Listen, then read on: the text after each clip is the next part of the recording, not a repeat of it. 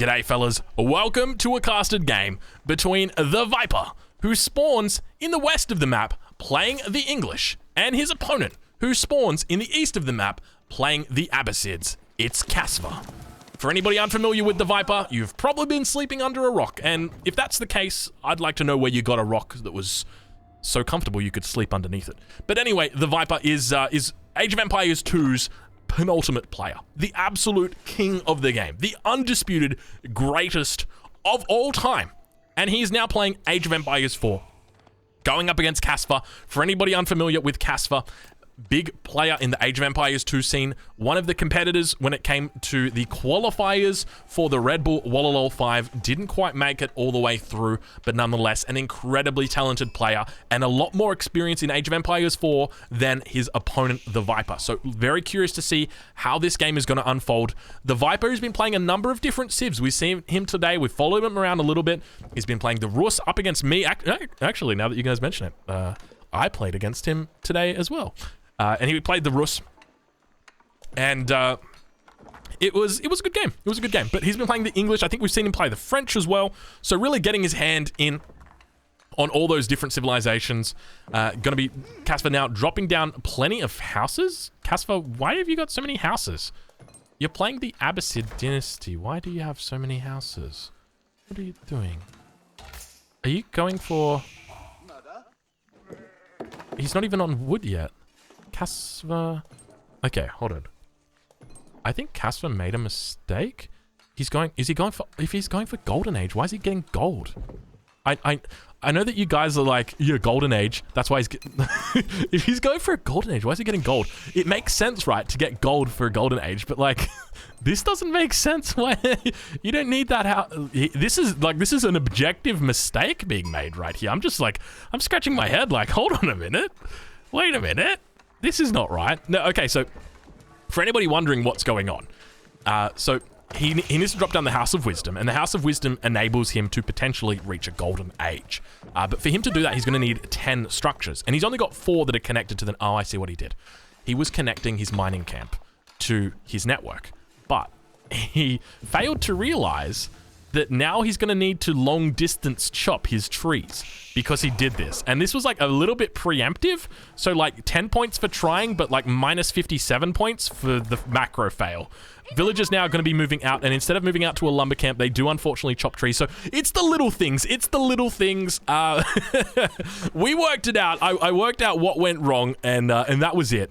So it all makes sense now, but a little bit preemptive he was in going for that connection. So ideally, what you would have wanted to do was, yeah, so you can see this long distance mining. This hurts. Casper right now, I can feel him. He's walking back right now to the pavilion with his tail between his legs. It's not pretty when you do this, and 7 villagers go on to this. Never want to be doing this.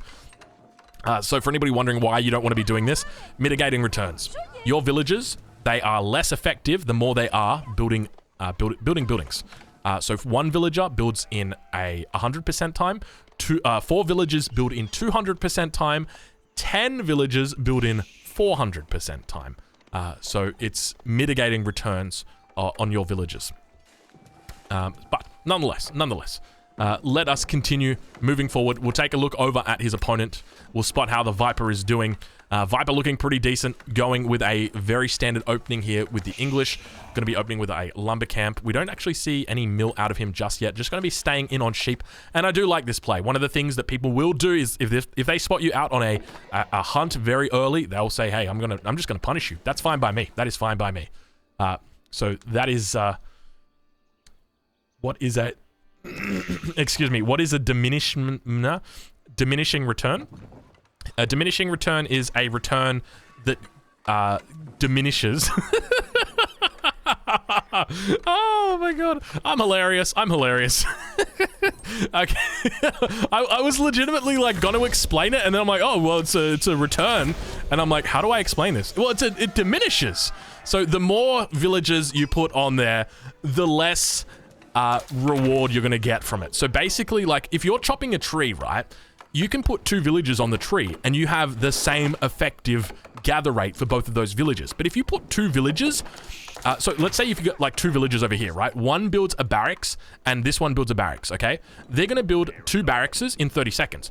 But if you get 2 villagers, okay, 2 villagers over here to build 2 barracks, but you task them to the same barracks at the same time, it's going to take much longer for them to build that. It's going to take 23 seconds to build this barracks and then 23 seconds to build this barracks. So in total, you've had over here 30 seconds to build 2 barracks, but here you've spent 46 seconds. And the reason why is because you get diminishing returns on your villager construction time. So your villagers, when there's more of them constructing, there's less effort that they're contributing to the overall project. I hope that that makes sense. I know it can be a little bit like difficult to wrap your head around, because it was for me the first time I was like doing it. I'm like, hold on a minute, why aren't these numbers matching up? And then it made sense. Viper now gonna be getting out some longbows. Hope you guys have enjoyed this. Sorry, can you explain it again? Get out of here! Get out of here! I know English. You're gonna have to resit. You're gonna have to resit your English test, and then you can come back, mate. But nonetheless, let's go take a look over at what Casper is doing, because Casper's up to some interesting shenanigans right now. Take a look on the minimap. He's got a scout up here to the north. He's got a base just... Oh my lord, he's up to shenanigans, isn't he?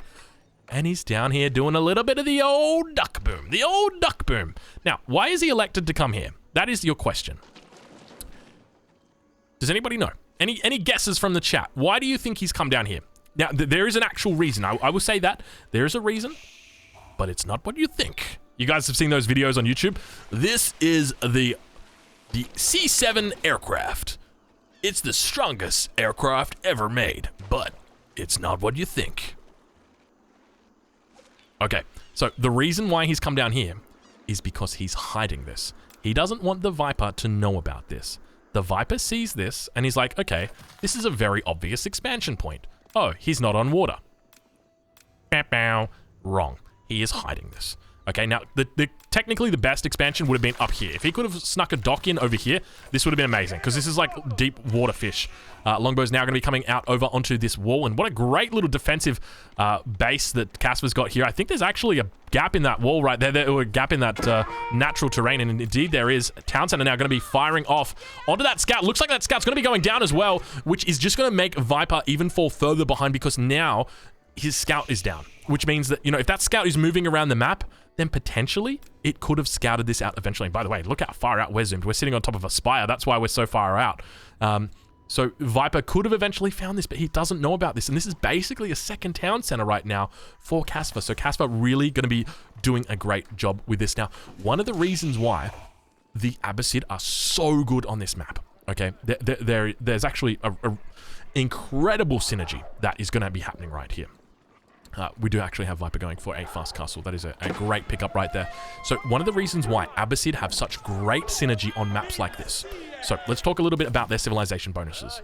So they have cheaper docks. So your standard dock costs 150 wood. This dock costs 75. So that's already a really good thing. But there's an extra bonus. So the camels that oh, I'm sorry, I'm having a mental blank. Excuse me. That the Abbasid create are very food heavy. And it's difficult to gather up a lot of food in the early game. You need berries, hunts, sheep, farms eventually. You're always low on food when you're playing as this civilization. But by taking advantage of your much cheaper docks and getting out onto the water, just like Casper has done, you're able to mitigate that cost. And you're able to funnel all of that fish that you're gathering into those archers. Speaking of archers, we now see the King's Palace going to be going up for Viper. Viper going for a fast castle, and I love the look of what he's going for. Doing a little bit of a drush, not a drush FC, more of a, did you guys see that? They look like they were, the first two were shooting or firing, and the ones at the back were pushing them forward. So it looked like they were fired while moving. They look like maggot for just a very short amount of time. But now Viper's going to be having a little bit of trouble right here, because Viper is aging up to the third age. Is he going to be able to... Okay, I think he's going to be fine here. He's going to be losing a lot of villagers, but at the same time, he's going to be getting a town center. One villager going to be going down. looks like a second villager getting pulled back, and this town center is going to go up. Going to be able to garrison inside the town center, needs to move these villagers out, and going to be absolutely okay here, but a couple of villagers going down. We're going to just quickly check the military. It doesn't actually tell us how many villagers were lost, so I mean, why would the military tab show that anyway? A couple of villagers now getting put inside that town center. Viper undoubtedly throwing his hat off in disgust or anger that the villagers re-garrisoned inside that town center. But really nice position here that Viper's got.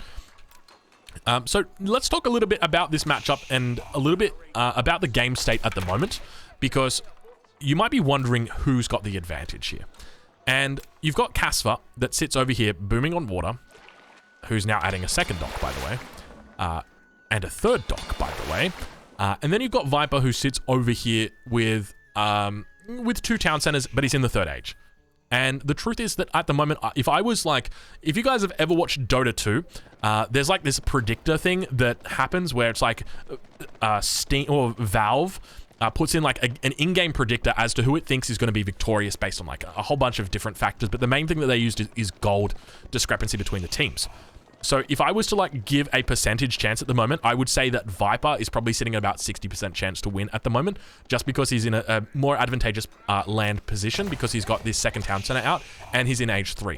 Now, part of the reason why I don't like Casper's position is because his investment in the water, even though it's like, I love what he's doing with like the triple dock opening, or the triple dock that he's got here, but the primary issue is that these fishing boats that you've invested in, so you've invested 6 fishing boats, these are going to be useless in like 2 or 3 minutes. So once all of these, I say 2 or 3 minutes, but the truth is it's probably a lot longer than that. Yeah, okay, it's totally a lot longer than that. Okay, so these are going to be useless in like 15 minutes. It's really going to take some time for him to actually go through this, and he hasn't overinvested in this. So I probably underestimated his position a little bit here. And the fact that he's doing triple, you know what, he's going quadruple dock. I mean, you do you, man. Like, hey, I'm not going to judge. If you want to do quadruple dock, go for it. You know, like, that's what I'm all about. You know, I'm all about that big boy boom. And if that's what you want to do, go for it, man. Big Boyd in the chat saying, stalking Viper. Hey, you know, we like to do a little bit of Viper watch over here. We got to do a little bit. So, yeah, we're just doing a tad, a little bit of hunting the Viper. We're following the snake around. We're sneaking around after the snake. You know how it is. But Casper's position here, it's probably a little bit better than what I expected, just primarily because I didn't realize how slow these shorefish do gather out. So one of the main concerns that I've got is that if you are investing in these ponds, that the fish are eventually going to run out, okay? And that you're investing in something that you know is going to eventually run out. Whereas your villagers on land, they're always going to be there. Or unless they die to an enemy. But you guys get what I mean. They're always going to be able to chop wood. They're always going to be able to gather stone, or to eventually, gather on a farm. They're always going to be able to do something like that. But these fish undoubtedly will run out, except for this guy right here. Ideally, what he needs to do is get a, with this, as soon as you spot the deep water fish, you need to have like a dock right over here and be just like make 12 fishing boats on this bad boy. That's what you need to do. Viper now realizing that the fishing boats are happening, and to be honest, I think if Viper doesn't end this game within the next 7 minutes, so if he doesn't end it by 20 minutes, Casper wins. Unless Viper is some sort of absolute maniac. Actually, you know what? Viper is a total maniac. I'm not going to throw Viper out of this game whatsoever. He could always potentially just hold in on land as well. So there's nothing that stops him from making a third town center as well, and then just sitting in his base and chilling out. He's actually already beginning to do some trading. He's put up a market. Now, you'll notice that his traders are only collecting 12 gold. And the reason why is because this trip is a very short... Wait. Oh, no, okay. I was confused. I thought he was trading with himself for a second. I'm like, hold on a minute, Viper. That's illegal.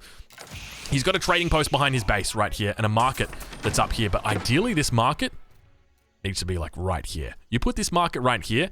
Instead of doing 12 gold a trip on these traders, you're doing like 7,000 gold a trip. Not 7,000. It's probably like 190. It would be ludicrous.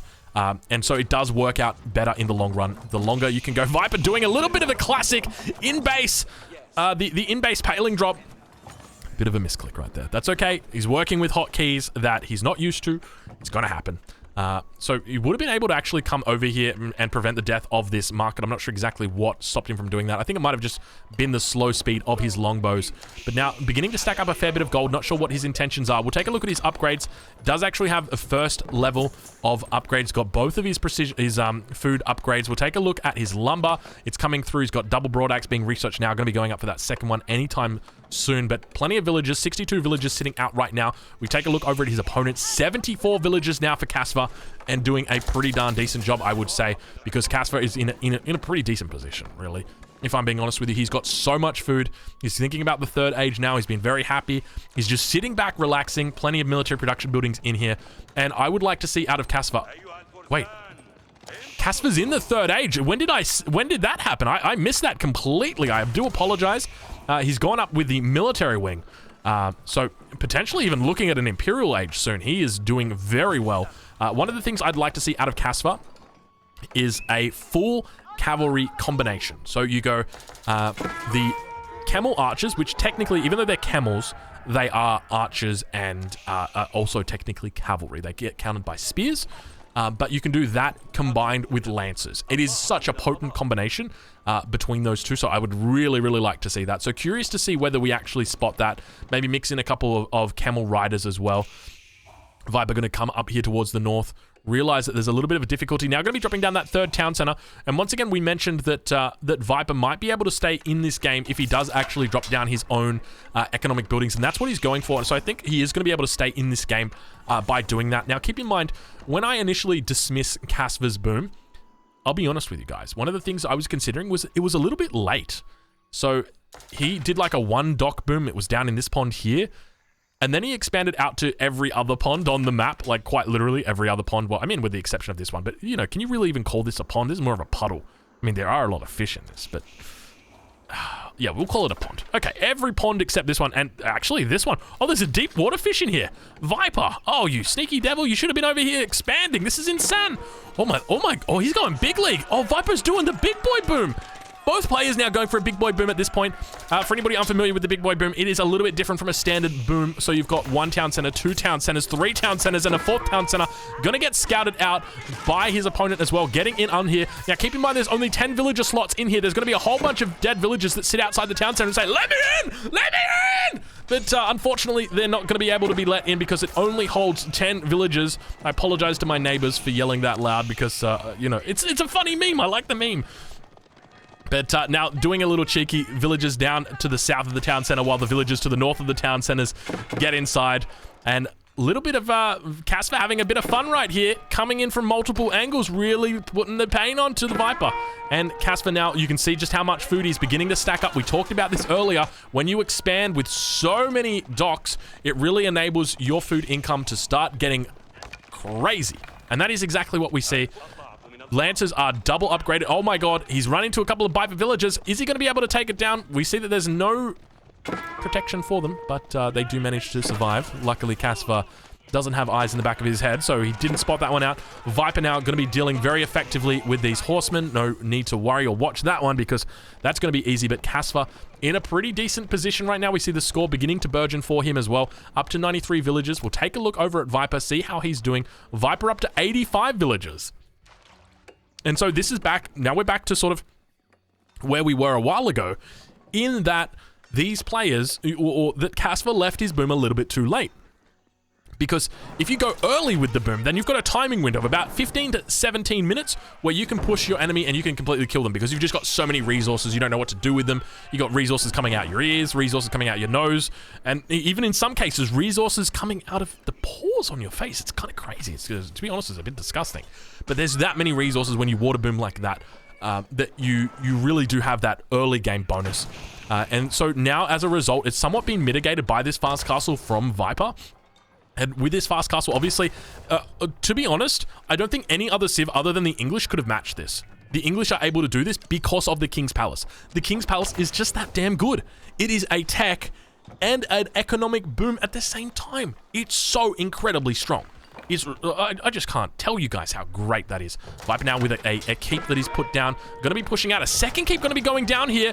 Look, it's only got a 200 HP on it. Is he going to be able to get this one up? It looks like there's 2 villages. He manages to get this one up. Viper going to be very happy with himself, but at the same time, a little bit scared because the Lancers are now going to be able to get on top of the veteran longbows. There's no spears nearby. I say that, but there's more reinforcing spears now coming in to defend them and somehow manage to force them back. Casper walks away with his tail between his legs, but his score does look like it is definitely holding up for the moment. 300 points up for him at this stage. Viper definitely looking like he's still in a decent position, and now we got Mangonels coming out. This is the game-changing moment. The Mangonel is what changes this entire battle. Look how much damage just gets spread onto this. I want to see the Mangonel over here. You know what? It doesn't even matter. Mangonel focuses this down. They're going to be able to push forward, and look at those beautiful scimitars right there that you see from the Lancers. Mangonel's getting a nice little shot, taking out some damage on those veteran longbows, but one of the things to note, we saw a nice little wrist twirl right there. Each civilization, despite having the same units, has unique aesthetics to them. So with the Abbasid dynasty, they have the scimitar. So right now you see they've got these large lances that they present very proudly to their parents. I guess that's probably the best alliteration I can do right there. But once they do get into melee combat, they're going to pull out scimitars instead. And the reason why is because they actually do less damage. So 37 damage right there. Once they pull out those scimitars, though, those scimitars are going to be doing about, I think it's 25 damage I'm going to go with. Viper now going to be able to push up, potentially deal with these villagers, putting up this keep before it even gets up. And it looks like he's just given up completely. Casper has just walked away and said, you know what, I don't even want that keep. You can take the villagers as well. Mangonels on the back line here, looking to get sieged down. Going to be able to somewhat get defended by the camel archers that have now been upgraded to veterancy. Viper dropping down a whole bunch of palings pointing towards his forest. He wants to make sure there's no secret ninja horsemen that come out of that forest, I guess. Just the classic fat finger. I've been there. That, you know, Lefty's causing him a little bit of pain at the moment. Villagers now inside that town center. You can see he's got 10 that are safely snug inside, and more units beginning to pile in right now for his opponent. 134 population for the Viper. Going to be chasing away. These are villagers. These are Casper's. What are you guys doing over here? You came to the wrong neighborhood, my friend. And Viper still in a pretty decent spot, but at the same time getting a little bit concerned because now those scimitars are out. We talked about them. You see the beautiful curve they've got in the bows, now pulling out their lovely long I gotta be careful with what I say right here. This is a PG stream, my friends.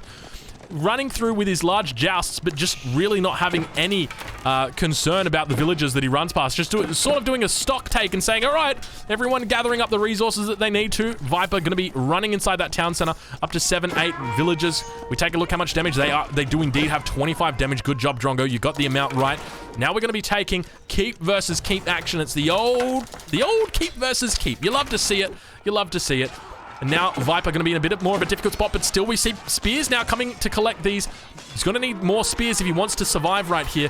Villagers inside the town center are going to be giving that additional fire for the town center, but keep in mind, he is playing as the English. That's double the arrows coming out right now over a normal town center. More raids going to be happening towards the north. We see camel archers. Viper's going to do his best to chase these around, but keep in mind, the camel archers, 1.87 movement speed compared to the longbows, 1.12, significantly slower, those longbowmen. So going to do their best to try and chase them away, but keep in mind, it's really difficult. Right now, I need to see Viper walling. This is his only saving grace. If Viper can wall, Viper can win. But if he doesn't wall, he does not win. So pull out your walls, pull out all your stops, Viper. I need to see it right now. Now we see right here. We've got the markets. Remember we talked about these markets earlier in the game. Do we have anybody on? Oh, we're about to have these guys on the reverse. Now remember, it was 12 gold for this trade right here. Check out how much this gold is going to be. Here we go. 114 gold. That is the difference right there. So that is why you put your market so much further away. It is an exponential increase on the distance. Remember we talked about exponential, we talked about linear. Oh my god, I almost knocked over my power raid. I gotta be careful right there. That scared the heck out of me. Fortunately, everything's all good. But now Viper is getting the old-fashioned run around, and that is what concerns me greatly.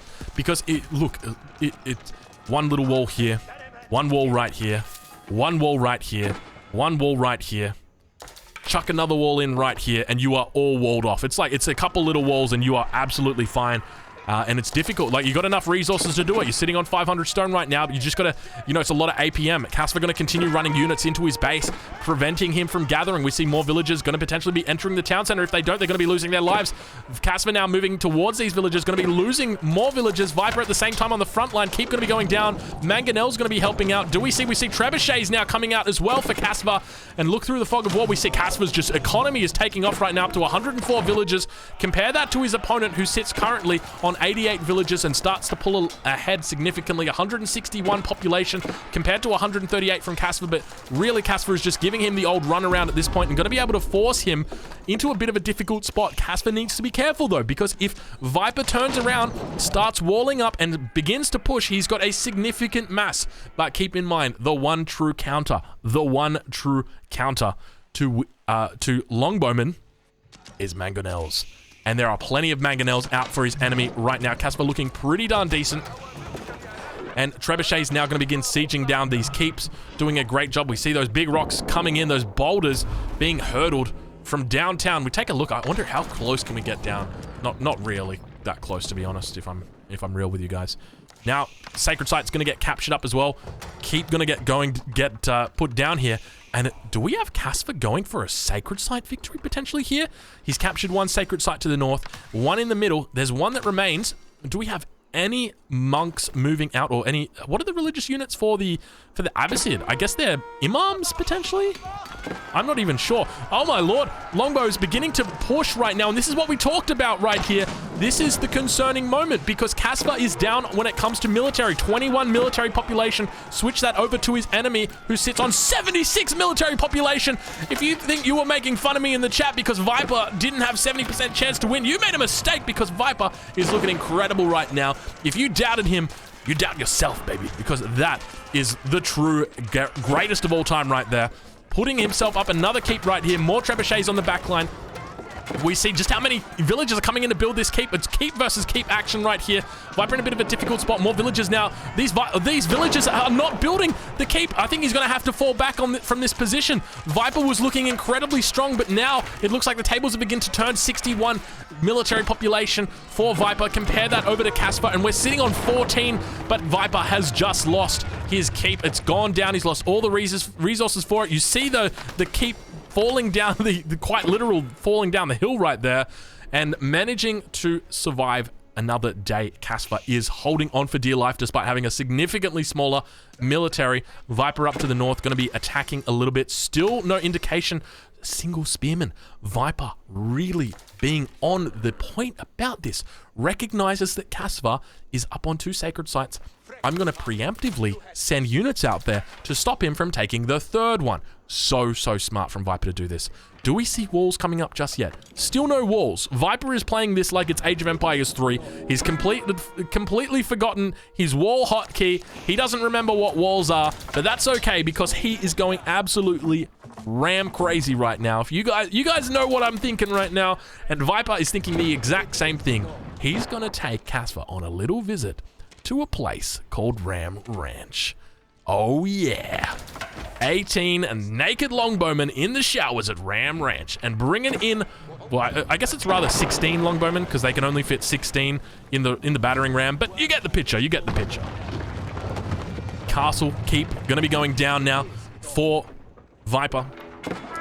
1,500 points down. He is in a bit of a difficult spot as his military production buildings begin to get sieged. 3 trebuchets is not going to be enough to one-shot this, but it's going to be very close. 450 damage. You can see they actually burn to the ground. They're going to get 3 more shots off on a building that is already dead. And now we see more military beginning to build up. And we've got an Imperial Age. I apologize for missing. Once again, I've missed the Imperial Age. The only reason I know is because these are elite camel riders. So once again, failing to spot that one out. I do apologize. Imperial Age now reached for Casper. Viper sitting on max population though. 78 military production right now. And you can hear that lovely sound. That is the sound of all of his production buildings. We press F4. You can see just how many there are right now. And Viper going to begin pushing out with the rams. 7 rams taking the enemy player Casper back to where he came from. Viper really looking quite strong at this point. Gotta be careful with these. Gotta be careful with these longbows. There are a lot of mangonels in there, Viper. Don't do it, Viper. Don't do it. Not like this. Mangonels managing to get shots on the battering rams. It's okay. Casper wasn't paying attention. If he'd been paying attention to these longbows, it would have been a different story. Oh, my lord. I'm feeling it right now. Oh, nice little bit of a fired shot that goes there. Viper now moving down towards the south. Another keep going to be going up for Casva. Casva looking pretty strong at this point.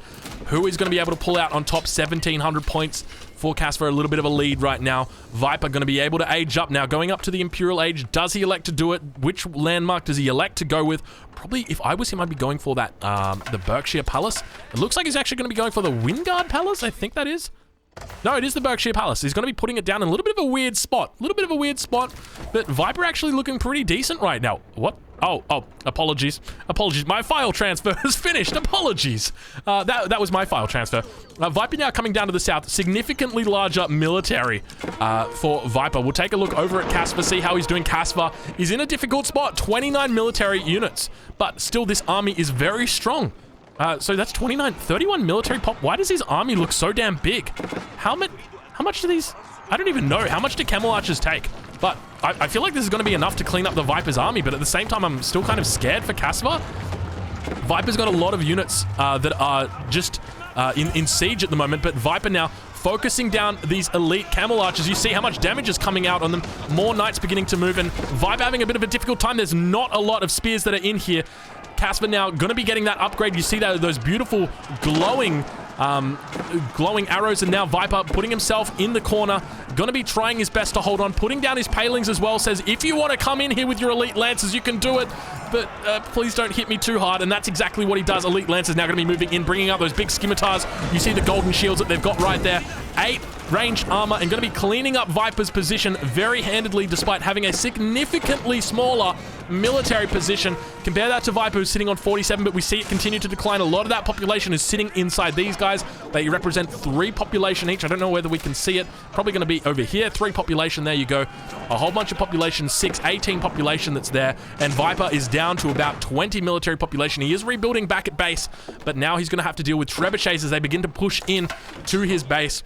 Viper does towards the north have the Berkshire Palace that is pushing down on this mining camp, but it really asks or begs the question, why did he decide to go there? Why did he not decide to go right, you know, somewhere around here and then get those big upgrades? It would be a lot better of a defensive point. Obviously, this is an important point to be able to hold on to. We see a bombard now going to be coming out of this Berkshire Palace as well, but it really begs the question as to why he didn't go for somewhere a little bit more central. Spears now going to be coming out. These are only veteran spears. They're going to absolutely melt with these Camel Archers in the back. 20 plus 14 damage against spears, and so many elite lancers coming out right now for Casva. This has been another episode of Viper Watch, and my concern is that Viper is getting put on the ropes right now. This is not meant to be the way that it ends. Viper's meant to be the guy that takes everybody down, except for me. Viper is meant to be the guy that... I can't believe I just said that. Crossbows now coming out for Viper. But these are just basic crossbows going up against elite lancers. And now a bit of a difficult spot because he is going to be able to begin to penetrate the economy of the Viper. Casva looking like he's in an increasing lead right now, rather. And so much damage coming out on these Camel Archers. High speed. And we just hear those trebuchets. This is what is the game sealer, because this is going to continue taking out landmarks, continue taking out barracks, and now we've got a Reboldaquin coming out for Viper. Viper deciding, hey, wait a minute, I might just get a Reboldaquin out on the field, and that's going to enable me to do everything I need to do. So that is, I guess, a little bit concerning, I would say, because that Reboldaquin is not going to last too long against the military right now of Casva as it sieges through his final artillery unit. And Viper bows out of the game. Casva is victorious in this game. Ladies and gentlemen, if you're watching this on YouTube, I hope that you've enjoyed this game. It's been a little bit of an interesting Viper watch, I'll say that much. Let's take a look at the statistics. We'll have a look at the military score. You just see how many units Casva was able to kill compared to Viper. We'll take a look at the average villager idle time. It's one of my favorites. 1:17 for Casva versus 1:51 for Viper. He was rated a huge amount right there. Fellas, if you're watching this on YouTube, I hope that you've enjoyed this video. Otherwise, if you're watching this on Twitch, I'm sure you guys enjoyed it. That's why you guys are here. But other than that, I'll catch you guys in the next one. Thank you so much for watching.